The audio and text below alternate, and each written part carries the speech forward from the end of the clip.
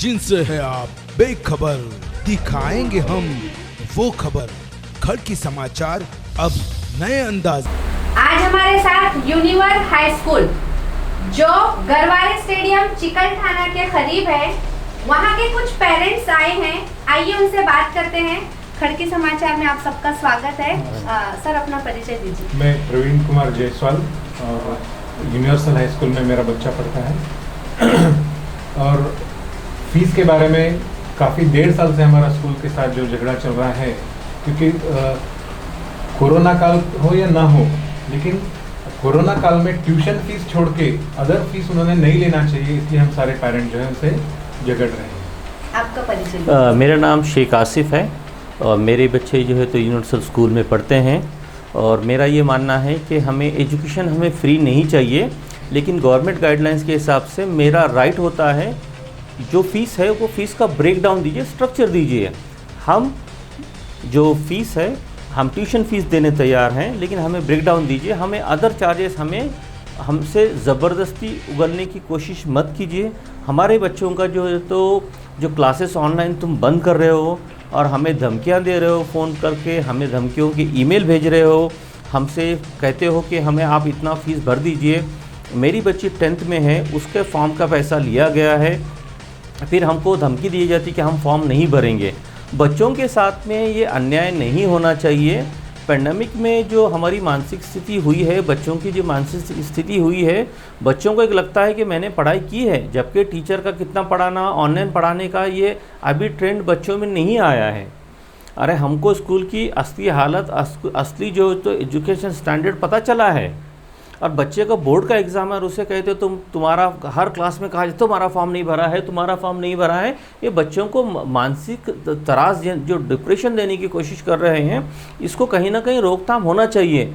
और CBSE का मानना यह है कि आप तुम कुछ भी करो, एजुकेशन ऑफिसर का लेटर आता है वो उसको काउंट नहीं करते हैं, सरकार का आदेश आता है उसको मानते नहीं हैं, डिप्टी डायरेक्टर का पत्र आता है उसको नहीं मानते हैं, और एजुकेशन मिनिस्टर कुछ कहता है ये उसको नहीं मानते हैं। हाई कोर्ट तक के जो ऑर्डर्स होते हैं ये कहते हैं हमको एप्लीकेबल है नहीं।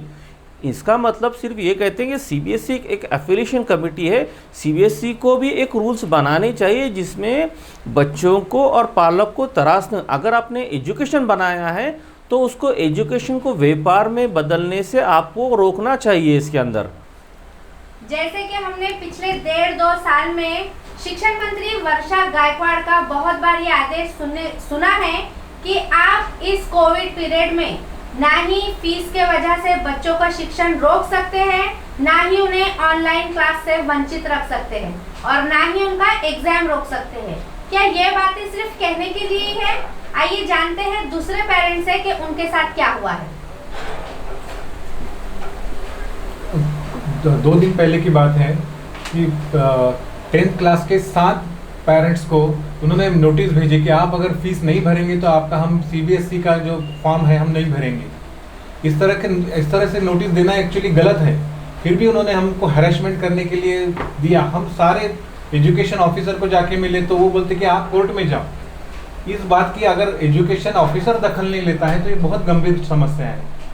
उपायुक्त तभी बोलते हैं कि भाई हम बोलते हैं लेकिन ये जो खाजगी स्कूल है ये हमारा सुनेंगे नहीं, ये हमारा आदेश मानते नहीं है। अगर एजुकेशन ऑफिसर या उच्च अधिकारी इस तरह से बात करता है कि स्कूल का मैनेजमेंट हमारी बात नहीं मानता है और फिर भी अगर ये उसके ऊपर कोई एक्शन नहीं लेते तो ये बहुत गंभीर समस्या है। गंभीर समस्या इसलिए है कि ये एजुकेशन यानी विद्यार्थियों का किसी भी हालत में विचार नहीं कर रहे हैं, ये सिर्फ संस्था चालकों को सपोर्ट करने के लिए काम कर रहे हैं। हमने इनको लेटर दिए हैं, पत्र दिए हैं, पत्र व्यवहार किए हैं, लेकिन ये लोग बोलते हैं कि हम इसमें कुछ नहीं कर सकते, आपको कोर्ट में जाना पड़ेगा। सर, सवाल ये उठता है कि आप पेरेंट्स बच्चों को पढ़ाए या हाई कोर्ट जाए? हाँ, सब में बड़ा सवाल वही है कि आज मेरे दो दिन में मेरा बच्चे का अगर फॉर्म नहीं भरा जाता तो वो एजुकेशन सिस्टम से पूरा बाहर होने वाला है। तो 2 दिन में मैं कहाँ जाऊँगा? बहुत सारी बारिश में देखने को मिला कि यूनिवर्स स्कूल के बाहर कई सारे पेरेंट्स फाइट कर रहे थे, उस पे आपको क्या जवाब मिला? जी, हमने पेरेंट्स ने जब स्ट्राइक किया तो हमको ऐसा अपेक्षा थी कि अब तो भी एजुकेशन ऑफिसर या बड़े ऑफिसर जो उप संचालक है इसकी दखल लेंगे और स्कूल के ऊपर कुछ कार्रवाई करेंगे, लेकिन ऐसा कुछ भी नहीं हुआ। सर आपकी उनसे बात हुई? हाँ, इसके बाद भी हमने उनसे बात किया तो वो बोलते हैं कि हाँ अभी आपने ऐसा करने के बाद भी नहीं कर रहे तो आप कोर्ट में जाइए। ये वही शिक्षण अधिकारी है जिससे खड़की समाचार की टीम ने जब बात की थी तो वहां से हमें जवाब मिला था कि अगर कोई स्कूल इस तरह की हरकत करता है तो उसका लाइसेंस रद्द किया जाएगा। आइए जानते हैं, इसी पे बात करते हैं उदय सोनवने जी से। Education department is really a joker. वो सिर्फ कहते हैं कि हमें कोई अधिकार नहीं है इन स्कूलों के ऊपर कार्रवाई करने का, लेकिन फिर रेगुलेशन के सेक्शन 16 में बताया गया है कि यदि कोई स्कूल फिर रेगुलेशन एक्ट को पालन नहीं करती है तो उनको दंडित किया जा सकता है। पेरेंट्स कहाँ जाए सर? क्योंकि शिक्षण अधिकारी बोलते हैं, शिक्षण मंत्री को बोलिए, शिक्षण मंत्री बोलते हैं ये नहीं सुन रहे। जैसे कि सर ने बताया कि जिला परिषद में जब इन्होंने कंप्लेन की तो वो कह रहे कि हमने कहने के बाद भी ये नहीं मान रहे, तो पेरेंट्स अब जाए तो कहाँ जाए? मैम, ये पूरी बड़ी लॉबी है। सवाल सिर्फ लोकल लेवल का नहीं है। शिक्षा अधिकारी कुछ करना चाहता है लेकिन उनको ऊपर से ऑर्डर नहीं दी जाती है। शिक्षण आयुक्त बैठे हैं पुणे में, कुछ काम नहीं कर रहे हैं। वंदना कृष्णा जी काम नहीं कर रहे हैं। और सबसे बड़ी बात है शिक्षा मंत्री। कितने सारे पेरेंट्स ने आंदोलन किए, काफ़ी बार अपना जो भी तकरार लेकर उनके पास गए। शिक्षा मंत्री सिर्फ घोषणा मंत्री बन चुके हैं। सिर्फ वो एक अपना मैसेज बनाते हैं और पेरेंट्स का जो प्रोटेस्ट है या जो पेरेंट्स उनके खिलाफ जाना चाहते हैं उसको रोकने के लिए कुछ मरहम पट्टी करने की बात करते हैं, लेकिन असल में कोई एक्शन आज तक स्कूलों के ऊपर नहीं ली गई। यूनिवर्सल स्कूल औरंगाबाद के ऊपर कानूनन एफआईआर दाखिल हो चुका है। शिक्षा विभाग ने एफआईआर दाखिल किया था। मैं आपके माध्यम से शिक्षा विभाग को और शिक्षण मंत्री वर्षा गायकवाड़ को पूछना चाहता हूं कि उस एफआईआर का आज तक क्या हुआ, जवाब दो। इनके मुद्दे पे आते हैं। जैसे कि इन्होंने कहा कि इन्हें मेल आया था कि आप फीस भरने के बाद आपके 10th में जो बच्ची है उसका हम फॉर्म भरेंगे, के लिए फॉर्म भरेंगे। हाँ। मुझे जब हम एक मर्तबा गए हमने कहा कि इतनी फ़ीस पेंडिंग है, लेकिन फ़ीस का जो मैटर है डीएफआरसी में, और इन्होंने जो एक पीटीए कमेटी होती है उसको इलीगल तरीके से इन्होंने किया था। मैंने उन्हें कहा कि भाई आपके डीएफआरसी से अपनी फ़ीस डिसाइड नहीं हुई है, इसके अलावा पीटीए कमेटी आपने इलीगल तरीके से कायम की है, उस मैटर को हम रोकते हैं। बच्चों को आप सज़ा मत दीजिए, हम आपको फ़ी भरने तैयार हैं। तो उन्होंने कहा कुछ नहीं होगा। मैंने कहा कि ठीक है, अगर आपका नुकसान पहुंचाना है तो आप पहुंचाइए। मैं आया, फिर मैंने आके ने उसको मैंने अपना विलिंगनेस बताया। मैंने ईमेल किया कि मैं आपको इतने 20,000 रुपीज़ मैंने देने तैयार हूं और जो फ़ीस जो है मैं उसको भरने के लिए तैयार हूं। लेकिन उसके बावजूद भी जो है तो क्या हो गया, जब हम उनके पास, मुझे अगले दिन कॉल आया, सर आप आइए, आपका हम फॉर्म भरेंगे। तो फिर मैंने हमारे सर से डिस्कशन किया, सर मुझे तो कॉल आया है। तो इस स्कूल का हमेशा मामला टालमटोल होता है, घुमाना होता है, झूठ बात करनी होती है। मैंने कॉल बैक किया, मैंने कहा देखिए मैं अभी तक 8-10 बार आपके पास आ चुका हूँ, 10-15 बार मेरे आपके कॉल हो चुके हैं, लेकिन इतने कॉल होने के बावजूद अगर तुम हमें, इतने मीटिंग होने के बाद अगर तुम मेरा फॉर्म कल एक्सेप्ट करने वाले होते हैं तो ही मैं आऊँगा, अदरवाइज़ मैं आपके पास कल आने का मेरी इच्छा नहीं है। मैं क्यों अपना टाइम और आपका टाइम वेस्ट करूँ, मैंने कह दिया। तो मुझे एडमिन का जो थे, मुझे एडमिन ने कहा कि नहीं सर आप आइए, आपका फॉर्म एक्सेप्ट करेंगे। हम गए, हमने वहाँ पे, उन्होंने कहा था कि 20,000, हमने कहा ठीक है हम 20,000 पे करते हैं। फिर उन्होंने मुझसे फॉर्म भरा के लिया, फॉर्म हमने भर दिया। फॉर्म भरने के बाद में सब हो गया, ठीक है सर। मैंने कहा 20,000 का मुझे रिसिप्ट मिला है, जो बोर्ड की फ़ीस होती है 2,150, मैंने उनको कैश दिया, जिसकी कोई रिसिप्ट नहीं मिलती है क्योंकि बोर्ड का होता है। मैंने कहा इसकी रिसिप्ट, बोले आपको हम बोर्ड से मिली, हम दे देंगे। मैं फॉर्म फिलअप करके आता हूँ तो ये मुझे 4 बजे कहते हैं कि सर आपका हम फॉर्म फिल नहीं कर सकते। आप एक बात बताइए, एक हम इन पे भरोसा कैसा करें? सर क्या कहना चाहेंगे जब ये स्कूल इतनी धोखाधड़ी कर रहा है, मेल के जरिए, कॉल के जरिए, तो क्या हो सकता है सर ऐसे स्कूलों के लिए, क्योंकि बच्ची 10th में है और कहीं ना कहीं फ्यूचर की बात है, तो सर क्या कहना चाहेंगे? देखिए, कोई भी स्कूल इस तरह का एक्शन नहीं ले सकती है चाहे पेरेंट्स की तरफ कोई फीस का बकायदा बाकी हो। सुप्रीम कोर्ट के गाइडलाइंस हैं, उच्च न्यायालय ने बताया है कि किसी भी बच्चों का ऑनलाइन शिक्षा नहीं रोकी जाए, उसका दाखिला उसको मिलना चाहिए टीसी, और तीसरी बात उसकी गुणपत्रिका। लेकिन इसके बावजूद भी यूनिवर्सल स्कूल ये बातों को मानने के लिए तैयार नहीं है। क्या यूनिवर्सल स्कूल सुप्रीम कोर्ट और हाई कोर्ट के ऊपर है और इसके अलावा शिक्षा विभाग कोई कार्रवाई नहीं करती है? इसके पहले भी इस स्कूल के ऊपर एनओसी रद्द करने के लिए प्रोसेस किया जा चुका है, लेकिन शिक्षा विभाग गुमराह करती है। आरटीई 12 ख की इंक्वायरी न करते हुए वो एनओसी रद्द करना चाहती है। देखिए, किसी भी बच्चों का शिक्षा का अधिकार आप नहीं छीन सकते हो, और मैं तो ये कहना चाहता हूँ कि स्कूल को इनके आवेदन पत्र एग्जामिनेशन के लिए भरना ही पड़ेंगे। आपके साथ जो हुआ तो उस पे अब आप क्या एक्शन लेना चाहेंगे? क्योंकि सर बच्चों के दिमाग पे टीचर्स, शासन और पेरेंट्स के जो झगड़ा है उसके सबके बीच में बच्चों पर असर हो रहा है। देखें, टीचर बच्चों को इतना डरा रहे हैं, क्लास में कहते हैं आपका फॉर्म भरा नहीं गया है, आप एग्जामिनेशन नहीं देख सकते। मतलब क्लास स्टार्ट होती है, पहले क्लास में अगर सुबह सुबह टीचर कहती है कि आपके बच्चे का फॉर्म नहीं भरेगा, आप ये बताइए वो बच्चा उस पीरियड तो छोड़िए, वो बच्चा तो दोपहर के पूरे 6 पीरियड हैं, 7 पीरियड हैं, उसमें डरा हुआ है। अगर हम उसे कहते हैं बेटा ब्रेकफास्ट करो, बच्चा ब्रेकफास्ट करने तैयार नहीं है। जो बच्चा रात में 10 बजे तक सो जाता था, आज वो रात में 1 बजे तक सो नहीं पा रहा है, ना खाना खा पा रहा है, ना पढ़ाई हो रही है। मतलब ये सिर्फ बच्चों के हद तक नहीं है, बच्चों की माँ भी परेशान है, बच्चे के बाप भी परेशान है। मतलब अगर ये स्कूलों को इतना सिर्फ एक फाइनेंशियली अगर इनको स्टैब्लिश करना, ये लोग बिजनेस कर लेते। आप ये नहीं कहते थे कि ये हमारा बच्चा है, हम एजुकेशन, ये आज ये एक बोलना ये हम स्कूल देना चाहते हैं, ये सब फिर खोखला दावा है स्कूल वाले सोसाइटियों का। इन्हें सिर्फ अपनी बिल्डिंग बतानी है, इनको फीस से मतलब है। ये हमसे जिस तरीके से ऑन टाइम चेक लेते हैं, ये कभी कोई पेरेंट इनको पूछता है ये प्रॉब्लम है, ये प्रॉब्लम को किसी सॉल्व करने के लिए लेखी में हमको राइटिंग में कुछ हमें इनसे नहीं मिलता है इनको टाइम पर, और एजुकेशन के लिए ये कुछ मतलब रिस्पॉन्सिबिलिटी नहीं है इन लोगों की। कोई भी प्राइवेट स्कूल के पेरेंट्स आज फीस के लिए नकार नहीं देते हैं। हमारा कहना है कि हमें रीजनेबल फीस चाहिए। Exorbitant fees illegally school charge कर रही हैं, इसके ऊपर कार्रवाई होनी चाहिए। महाराष्ट्र के पेरेंट्स आज फीस भरने के लिए तैयार हैं, लेकिन एक्सपेंसेस बेसिस पर फीस डिसाइड होनी चाहिए, जो कानून में लिखा गया है।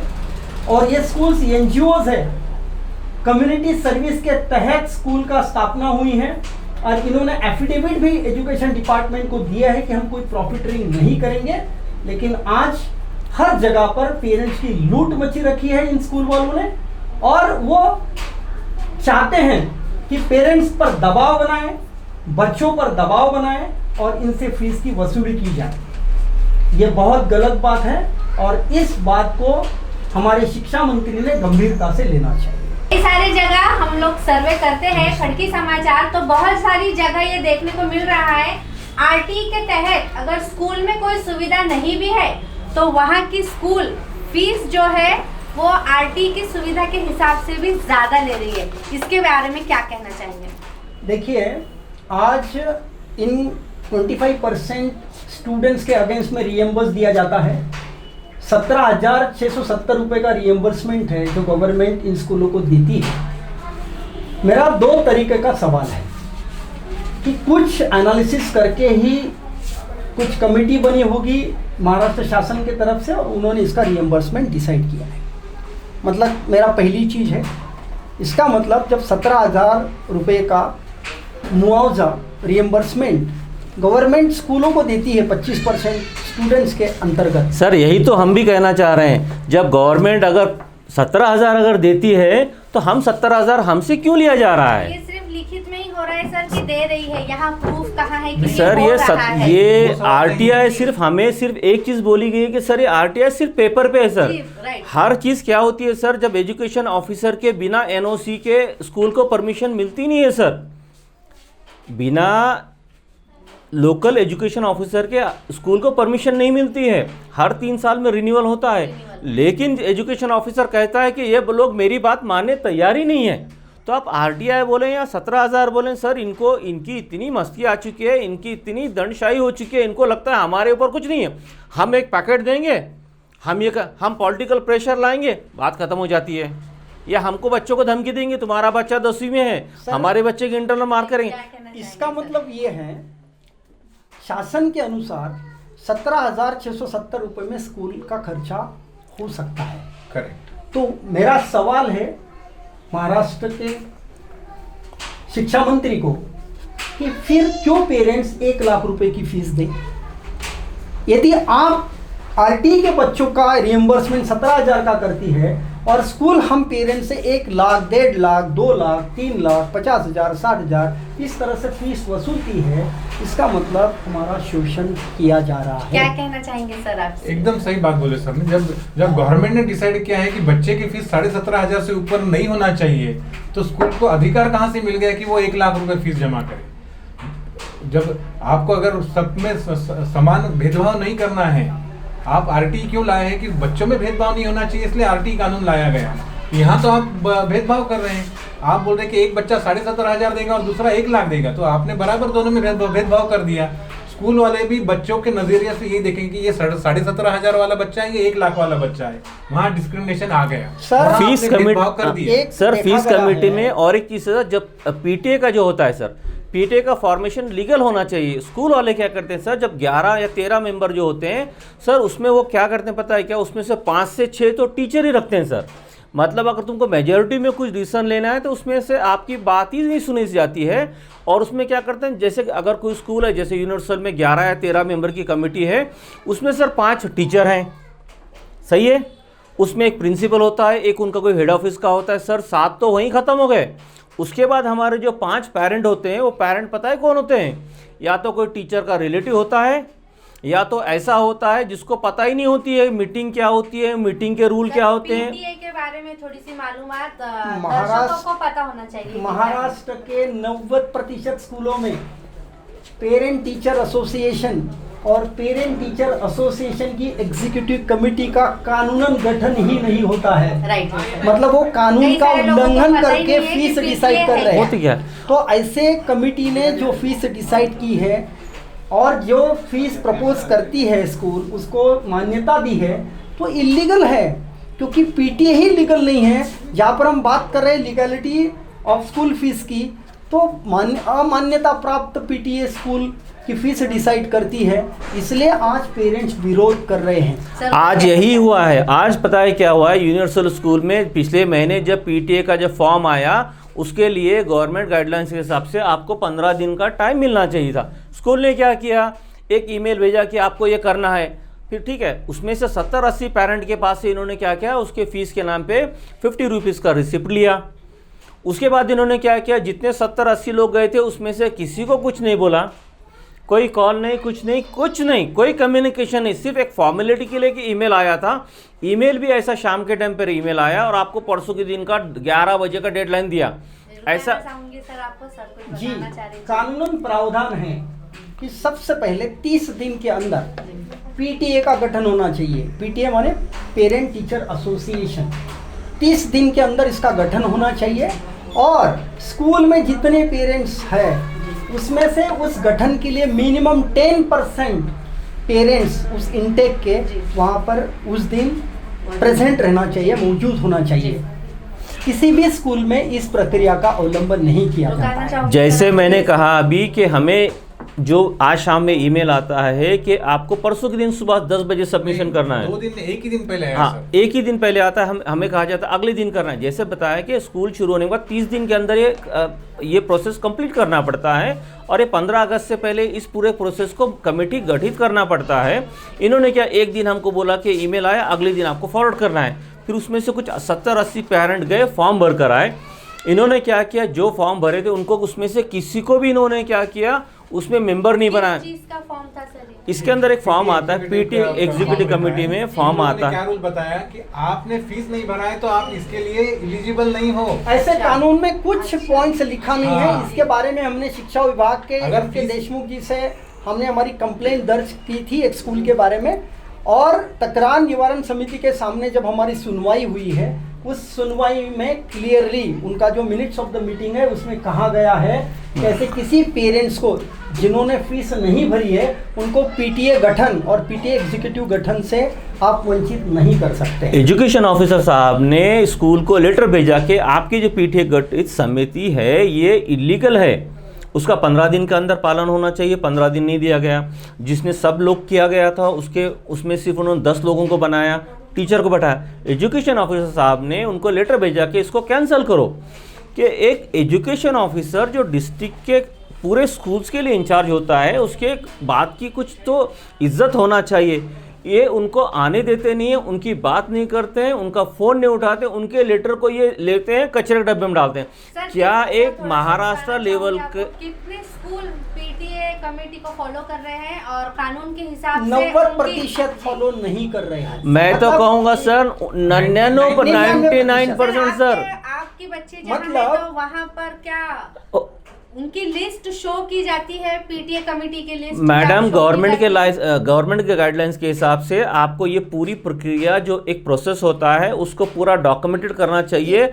हर मीटिंग की इनको रिकॉर्डिंग करना चाहिए। आपको मिलती है वो? ना अभी तक ने हमने ना हमने उनको रिकॉर्डिंग पूछा। रिकॉर्डिंग तो छोड़िए, इनको पिछले 4 साल के मेंबर की इन्होंने लिस्ट तक स्कूल में नहीं लगाते हैं। ये स्कूल में लिस्ट ऐसी लगाते हैं, जब लिस्ट लगाते हैं उसकी फ़ोटो निकालते होंगे, शायद उस फॉर्मेलिटी के लिए लगाते हैं। लेकिन एक हमको जो इन्फॉर्मेशन आना चाहिए कि भाई 10th अगर तुम्हारी बच्ची 10th में है, तुम्हारी बच्ची 7th में है, आपका 8th में है, आपका 4th में, आपको हर क्लास के पेरेंट को पता होना चाहिए कि उसके क्लास का रिप्रेजेंटेटिव कौन है। जबकि यहाँ पे तो मालूमात तो छोड़िए, वो उस मेंबर का तो छोड़िए, ये पता ही नहीं चलता है कि इनका कब कमेटी बनी, कब खत्म हुई, इनको कोई लेना देना नहीं है। क्या कहना चाहेंगे सर इसके बारे में? पीटी कमेटी की जो लिस्ट है उसके Yes. बारे में क्या? कानून में लिखा गया है कि पीटीए एग्जीक्यूटिव कमेटी की लिस्ट स्कूल के वेबसाइट पर हाईलाइट होनी चाहिए। बच्चों के थ्रू पेरेंट्स को वो लिस्ट मिलनी चाहिए and it should be displayed on the notice board of every school throughout the year, हर पूरा साल होना चाहिए there sir. Should be a grievance committee to address the concerns of the parents. लेकिन ये होता ही नहीं है और शिक्षा विभाग और सीबीएसई इन स्कूलों को कंट्रोल करने में फेल हो चुकी है। सर ग्रीवेंस कमेटी तो भूल जाइए। एक मिनट सर, ग्रीवेंस कमेटी तो भूल जाइए सर। यहाँ पे तो एक्सटॉर्शन कमेटी है सर, एक्सटॉर्शन कमेटी बैठी है स्कूल के अंदर। क्लास टीचर डराता है, क्लास आपको जो है तो आपका मार्कशीट अंदर जाने के लिए आपको पिन रुकाता है, आपको जो है तो क्लर्क नहीं मिलता है, एडमिन नहीं मिलता है, आप टीचर से मिल नहीं सकते, प्रिंसिपल। सर ये जो ग्रीवेंस कमेटी तो छोड़िए सर, यहाँ पे तो एक्सटॉर्शन के लिए तो वसूली के लिए तो सर एक कमेटी बनी है सर यहाँ पे। अभी तक टीचर बच्चों को बनाता है, स्टूडेंट को टीचर बनाता है, ये बात सभी को पता है। लेकिन कोविड काल के बाद हम ये कह सकेंगे कि टीचर बच्चों को डरा भी रहे हैं। एक पेरेंट्स और जुड़े हैं हमसे, आइए उनसे बात करते हैं। क्या कहना चाहेंगे ये जो मॅडम सब तकलीफें आम्ही हैं? The Jain international school Shahanurwadi Aurangabad यांच्या विरुद्ध आम्ही लढत आहोत। किसके खिलाफ सर? आम्ही आरटी पालक आहे। जी, आम्हाला बिलकुल टोटल 22,000 रुपये घेतले जातात आरटीच्या पालकांना। शासन काय म्हणतोय, 1 रुपया घेतला आरटीच्या पालकांना मोफत द्या पाहिजे, 1 रुपया घेतला तर ते परत करायला पाहिजे असं शासन म्हणते। आम्ही आयुक्ताला सांगितलं, सगळ्यांना निवेदन देऊन बसलो। 8 वर्ष झाले आरटीच्या पालकांना कुठंच न्याय भेटत नाही, कोणत्याच शाळेत न्याय भेटत नाहीये आणि त्यांच्याकडनं लूटमार केला जाते। आपको 22,000 रुपए भरना पड़ते हैं। Clearly the Jain international school नाही, प्रत्येक शाळेमध्ये। अच्छा, आप किताबें कहाँ से खरीदते हैं इन स्कूलों की? आणि त्या शाळेमध्ये त्यांच्याच ते 22,000चे पैकेज दिया जाता है आपको, उसके अंदर आपको स्टेशनरी है जी। आणि किताब है, वो भी आपको सब उसी सब में लेना सब सब पड़ता लेना पड़ता है। जी। यूनिवर्सल स्कूल का तो ये हाल है कि वो जो बुक्स होते हैं, यूनिफॉर्म हो, सॉक्स हो, या फिर शूज हो, आपको स्कूल से लेना पड़ता है। हमें स्कूल हमें हम लेके देख रहे हैं कि हर स्कूल अपनी अपनी किताबें अलग से बना रहा है। यूनिवर्सल का तो ऐसा है मैडम कि आपको कहीं पे भी नहीं मिलेगा, आपको स्कूल से ही लेना पड़ेगा। हमको स्कूल से कोई बुक, नोटबुक, यूनिफॉर्म लेने में कोई दुश्वारी नहीं है, लेकिन अगर स्कूल 48 पेजेस का जो प्राइस होता है, 48 पेजेस का जो नोटबुक का प्राइस होता है, 3rd क्लास क्वालिटी होती है, और वही उसका प्राइस पता है कितना होता है? अपनी 200 पेजेस 196 पेजेस की जो नोटबुक आती है उससे प्राइस 10% ज़्यादा होता है। सर आपको रुकाना चाहूंगी, यहाँ आरटी के पेरेंट्स हैं, जी क्या कहना चाहेंगे? आरटीच्या पालकांचा हे प्रश्न आहे की 2-2 हजाराचा बूट तिथं शाळेवर राहतो, तो घेणं लागतो, 2-2 हजाराचा युनिफॉर्म घेणं लागतो, पुस्तकाच्या किमती दुपटीने देणं लागतात, असं टोटल देणं लागतं प्रत्येक शाळेचा हात। आम्ही पुरुषोत्तम भापकर होते आयुक्त, त्यांना पण निवेदन दिलेलं आहे। 8 वर्ष झालं मी झगडतो, मला न्याय भेटत नाहीये। मी आरटी की तहत जो के ये कानून है कि आरटी के तहत जो भी बच्चे पढ़ते हैं उन्हें शिक्षा, यूनिफॉर्म, बैग और जो भी किताबें हैं वो स्कूल से दी जाती है, लेकिन यहाँ आरटी के पेरेंट्स हैं, उनका कहना है कि वो हर साल 22,000 फीस आरटी के तहत भी भरते हैं। तो आप और हम ये सोच सकते हैं कि कहाँ जाए, किसे कहें, और स्कूल में जो ये सब चल रहा है उसके लिए क्या किया जाए, क्या कहना चाहेंगे सर आप ये आरटी के पेरेंट्स के लिए? जैसे सर ने अभी आरटी के पेरेंट्स से मैंने आपको बोला है कि स्किल एनरिचमेंट प्रोग्राम के नाम पे भी इनके स्कूल में पैसे वसूल किए जाते हैं, और स्कूलों में एक्टिविटी के नाम से वसूल किए जाते हैं आरटी के पेरेंट्स। तो ये कानूनन गलत है, और आरटी में प्रावधान है कि यदि इस प्रकार की कोई चीज़ सामने आती है तो उसको 10 टाइम्स दंडित करना है। सर आपने कहीं कंप्लेंट नहीं की उनकी? कंप्लेंट किए ना, शिक्षण विभाग में किए, पुणे में दिए पुरुषोत्तम भापकर। क्या प्रतिक्रिया थी उनकी, क्या जवाब मिला? मिलेगा हाँ, आश्वासन आपको 8 साल से आश्वासन मिल रहा है? आश्वासन मिल रहा है उसको। यहाँ पे और एक चीज़ हमको देखना पड़ेगा कि इनके जो बुक्स आते हैं ग्रेड 1, ग्रेड 2 के बुक्स की प्राइस के लिए 300 रुपीज़ आती है, और ये इनके जो अपने, एक बहुत ही अच्छी इंटरेस्टिंग बात मैं आपको बताना चाहूँगा, सीबीएसई स्कूल के जो सीबीएसई की जो सिलेबस होता है वो सीबीएसई कम्युनिटी का बुक्स अवेलेबल होते हैं मार्केट, लेकिन कोई से खरीदने के बाद उनकी क्या प्रतिक्रिया? देखिए मैडम, एक अगर आप कोई भी क्लास का ग्रेड 7, 8, 9 जो है ना, 7, 8, 9 की बुक की सीबीएसई एनसीईआरटी की जो बुक होती है उसकी प्राइस, कोई बुक ऐसी नहीं जिसकी प्राइस 110 रुपये के ऊपर नहीं हो। जबकि ये लोग क्या करते हैं, nursery, junior KG, senior KG से 8 तक ये लोग अपने पब्लिकेशन के एक स्टूडेंट से 7,000 से 8,000 रुपये लोग लेते हैं। ये अगर इनका सिलेबस इतना अच्छा है तो इनका 9th 10th में ये सीबीएसई एनसीईआरटी की बुक्स क्यों फॉलो करते हैं? NCF national curriculum policy decide की गई है, जिसके तहत एनसीईआरटी ये सिलेबस करिकुलम फ्रेमवर्क करता है। तो आप देखिए, मेरा सवाल है आपके माध्यम से, यदि एनसीईआरटी एक करिकुलम बनाता है उसका फॉलो करना अनिवार्य है, जहाँ एनसीईआरटी की किताबें बहुत कम दाम में मिलती है, वही प्राइवेट स्कूल्स इसी नाम पर महंगी किताबें क्यों खरीदने के लिए कहती हैं? सर अगर ये किताबें अगर और दूसरी बात 9th 10th को क्यों ये लोग प्राइवेट पब्लिशर्स की बुक्स नहीं पढ़ाते हैं? क्योंकि 9th और 10th को it is made compulsory the curriculum should be from the NCERT. मतलब इसका मतलब ये है कि 1st to 8th स्टैंडर्ड के बच्चों की लूट मच रखी है। इसमें प्राइवेट पब्लिशर्स, स्कूल, किताबों के वेंडर्स और ऊपर बैठे हुए मंत्री। मैं आपको और एक ऐड लिखा है, आपने अपने पब्लिसिटी के लिए वो बैक किया है, इसलिए वो कस्टमर ने जब कोर्ट में केस फाइल किया था तो उसको कस्टमर को, उसको दुकानदार को फाइन किया है कोर्ट ने। इसी तरीके से अगर आज मेरी नोटबुक अगर मैं स्कूल से खरीदता हूँ, उसके ऊपर कमाल की बात सुनिए मैडम, 2 चीज़ें बताएं। एक तो मुझे बुक पे यूनिवर्सल हर पेज पे लिखा जाता है, ठीक है। उसके बाद जो नोटबुक नहीं, एक बात सुनिए सर, मैं एक बहुत अच्छी बात बता रहा हूँ। नोटबुक के ऊपर उसके ऊपर यूनिवर्सल का नाम लिखा जाता है। यूनिवर्सल का, अगर मैंने पैसे दिए तो यूनिवर्सल का नाम क्यों लिखा जाना चाहिए?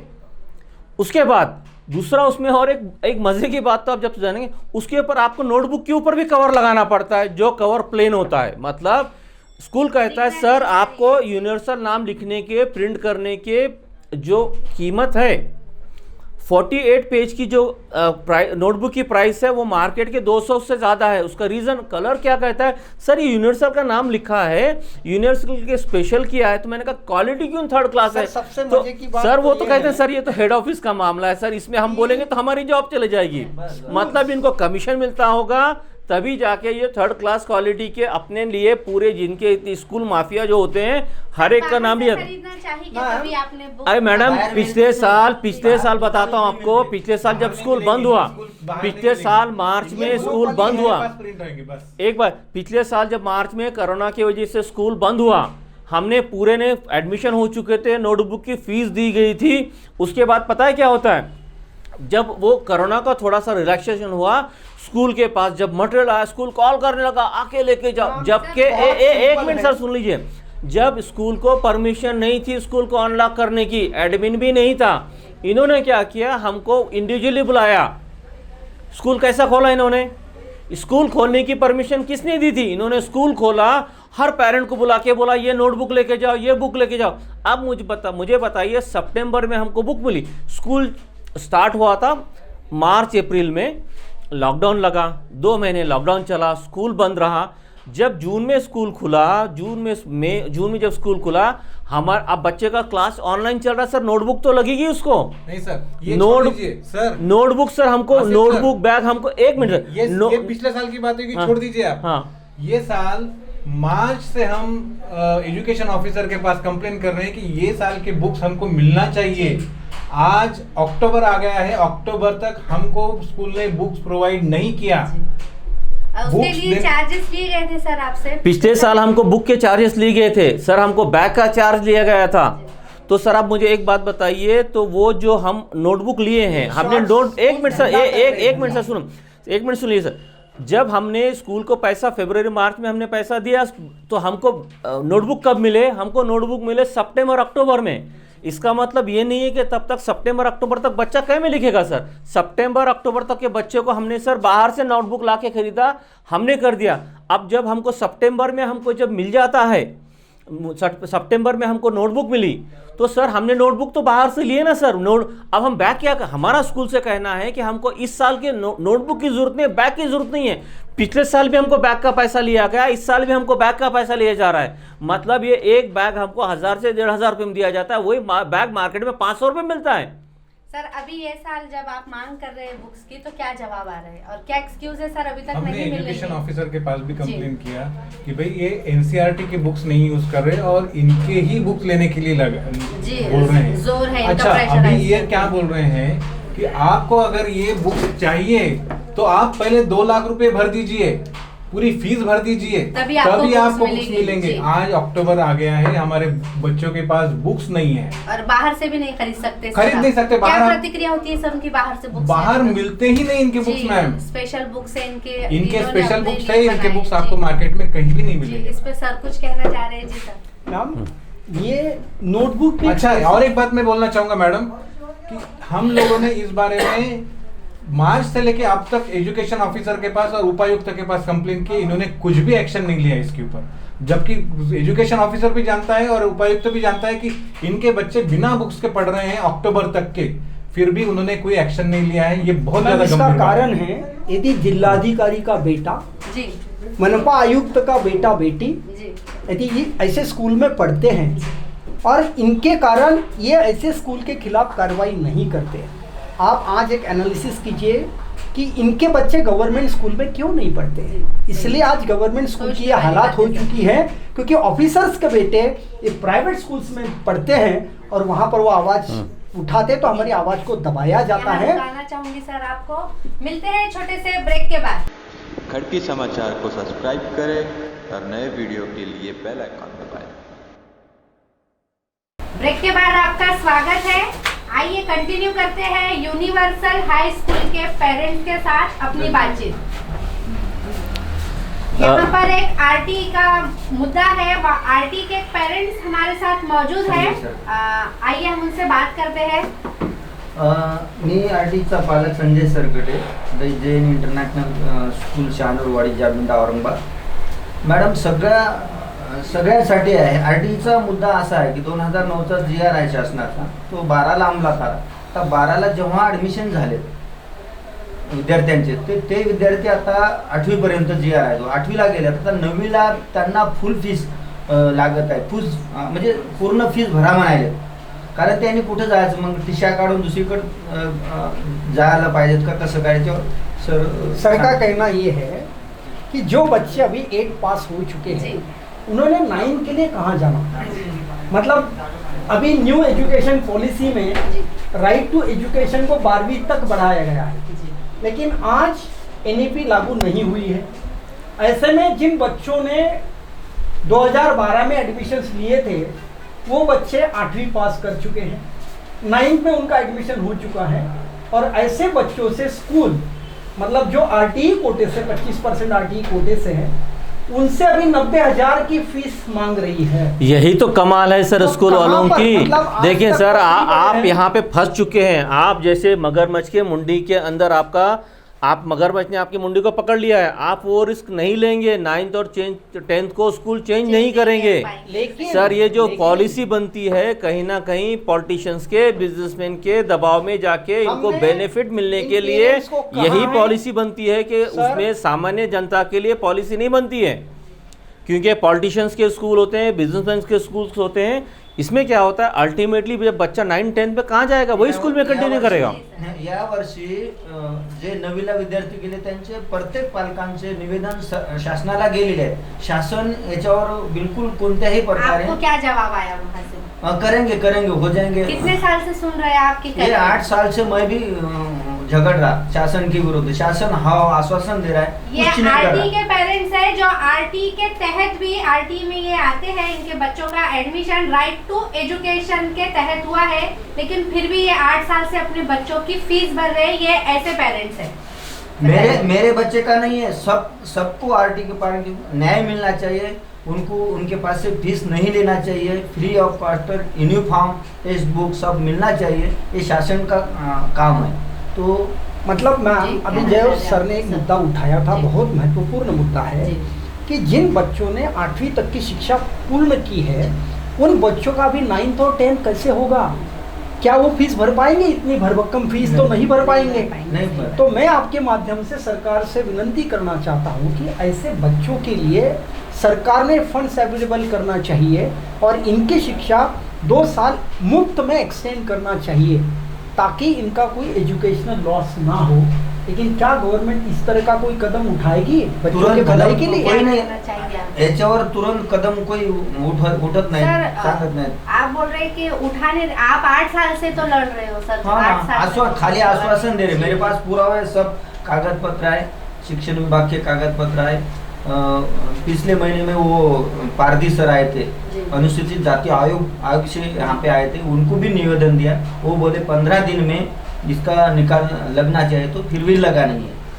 देखिए 8 साल से तो ये RT के तहत भी भर रहे हैं, तो क्या 15 दिन में इनका हो पाएगा? नहीं, ये अभी अगला हो जाएगा. 8 साल से ये RTE के पालक होने के बावजूद भी 20,000 रुपए साल की फीस भर रहे हैं. हाँ, ये तो उनका आर्थिक शोषण कर रहा है. और शिक्षणाधिकारी इस पे अगर कार्रवाई नहीं कर रहा है, ये तो बहुत बड़ी शोकांतिका है. शिक्षणाधिकारी के ऊपर FIR दर्ज होना चाहिए. मैम, औरंगाबाद की SBO नाम की एक स्कूल है जिसका ऑडिट हुआ है और हमारे उडरीज का ऑडिट इन प्रोसेस है.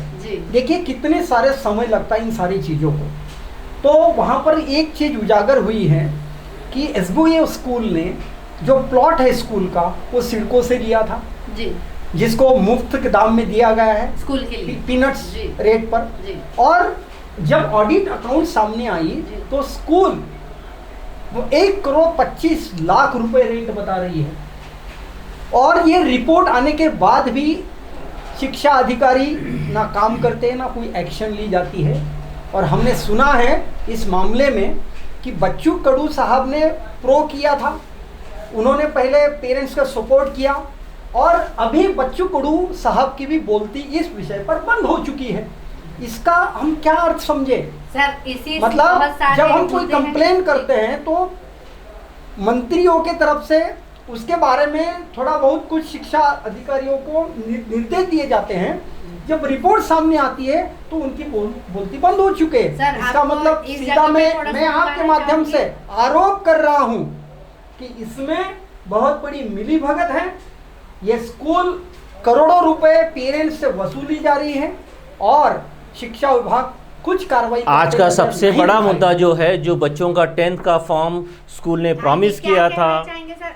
देखिए, मैं आपके माध्यम से मैं आखिरी बात ये भी कहना चाहूँगा कि आज सबसे बड़ा मसला जो है, जो बच्चे 10th का जो पहला क्रूशियल स्टेप होता है जिसमें बच्चों को फाइटिंग की स्पिरिट आती है, अगर उन बच्चों को मानसिक स्थिति से ये लोग डराना चाहते हैं, बच्चों को सज़ा देना चाहते हैं और फॉर्म नहीं सबमिट करने के लिए जो धमकी के ईमेल कॉल किए जाते हैं, ये तुरंत बंद होना चाहिए। जितने बच्चे 10वीं के हैं, कोई भी बोर्ड के, कोई भी स्कूल के, पूरे राज्य में है, शिक्षण मंत्री डॉक्टर वर्षा गायकवाड़ मैडम और बच्चू कडू सर और हमारे उद्धव साहब ठाकरे, अजीत पवार साहब और सभी लीडर ने इस बात को ध्यान में रखना चाहिए। कोई बच्चे का स्कूल या 10th का फॉर्म मिस नहीं हो, उसकी पढ़ाई कंटिन्यू हो, और कोई स्कूल अगर ऐसा मनमानी करता है उस पर तुरंत कार्रवाई लीजिए। ये एक शहर की बात नहीं है, पूरे महाराष्ट्र का सवाल है। मुंबई के पेरेंट्स परेशान हैं, पूना के पेरेंट्स परेशान हैं, नासिक में पेरेंट्स प्रोटेस्ट कर रहे हैं, नागपुर में लड़ा जा रहा है, बीड़, हिंगोली, हर डिस्ट्रिक्ट में हर जगह पर यही एक समस्या है पेरेंट्स को। लेकिन इस समस्या का हल नहीं दिखाई दे रहा है। जो पेरेंट्स एक बात, बहुत महत्वपूर्ण बात बताने जा रहा हूँ। जो पेरेंट्स स्कूल के साथ लड़ते हैं, काफ़ी सारे स्कूलों ने ऐसे पेरेंट्स के बच्चों के दाखिले पोस्ट से घर पे भेज दिया है, मतलब उनको स्कूल से बेदखल कर दिया गया है। और जो हमारा NCPCR है, राष्ट्रीय बाल हक आयोग ने पुणे के कुछ स्कूल्स के बारे में पत्र लिखा है, औरंगाबाद में भी इस तरह की कुछ बातें सामने आई हैं। तो आज तक इसके ऊपर भी कोई कार्रवाई नहीं की जा रही है। शिक्षा विभाग के लोग पेरेंट्स को समझाते हैं कि भाई आप उसी स्कूल में क्यों बच्चों को पढ़वाना चाहते हैं, किसी और स्कूल में आप अपना दाखिला कर लो। मतलब ये शिक्षा विभाग के अधिकारी इन स्कूलों की चमचेगिरी कर रहे हैं, तो इनके ऊपर सख्त कार्रवाई होनी चाहिए। जैन स्कूल की 2 साल पहले ऑडिट निकाला था, तो शिक्षा विभाग के जो अधिकारी आए थे उसको गेट के अंदर भी नहीं लिया वो स्कूल ने, और ऑडिट 15 साल से वो स्कूल का ऑडिट नहीं होता। पहली दूसरी बात, हाईकोर्ट का ये साल में अभी तुरंत ताज़ी बात में है कि हाईकोर्ट का निकाल लग गया फीस के बारे में, जैन के बारे में, तो वो भी मानने को तैयार नहीं। बहुत सारे बच्चे वंचित है, ऑनलाइन शिक्षा पढ़ाई नहीं दे रहे, उनको रोका गया है फीस के बारे में। तो सर कुमार पेरेंट्स कोर्ट में गए थे, औरंगाबाद उच्च न्यायालय ने एक ऑर्डर पास किया है कि जब तक DFRC फी फिक्सेशन नहीं करती है स्कूल की, तब तक 1st to 8th स्टैंडर्ड के बच्चों से सिर्फ 35,000 वसूल करना है। लास्ट ईयर भी और दिस करंट ईयर लग नहीं रहा सर कि, और 9th and 10th से 38,000 रुपीज़। ये आदेश का भी पालन स्कूल नहीं कर रही है।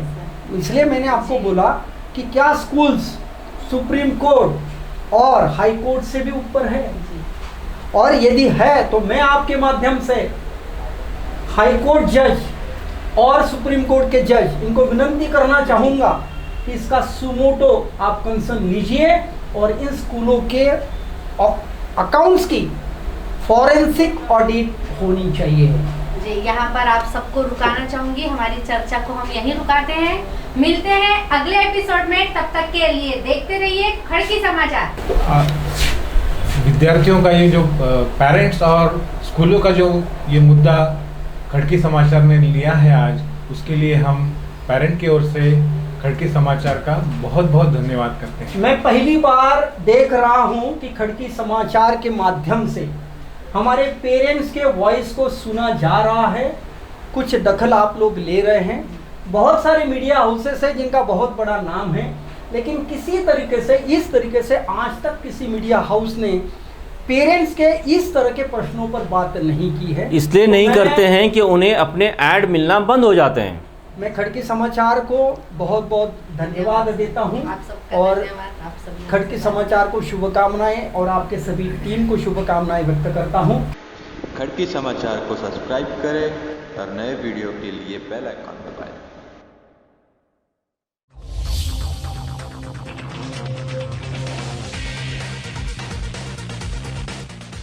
जिनसे है आप बेखबर, दिखाएंगे हम वो खबर। खड़की समाचार अब